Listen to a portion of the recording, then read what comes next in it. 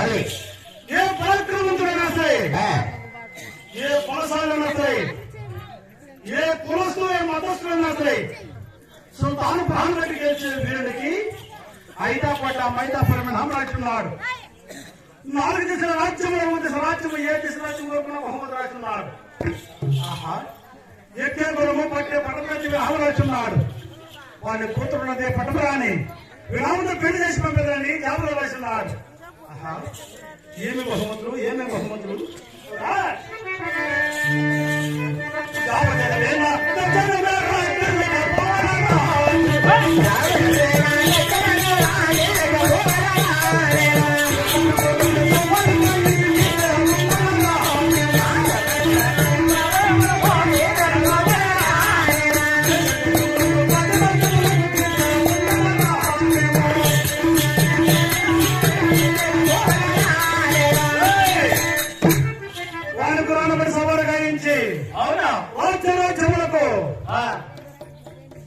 కోటలకు పేటల పేటలకు కీర్తి పొందవలను. అంతే పరాక్రమైన రాజుల ముందు వాళ్ళ గురం పిల్ల దమ్ముడెంత నదులెంత అద్దె మెరితే ఢిల్లీనే పెళ్లగించేటువంటి మా తమ్ముడు కొనసాగిండగా నాకు ఎలాంటి చింత లేదు. అవునా రే, దక్షిణ రాజ్యము సింధురాజులు అవునా అతి తొందరగా వస్తామని తెలుపు. నా తమ్ముడైన ధనసింహరాజును ఇక తమ్ముడు నా వినపం లేకుండా తెలుపు. ఏ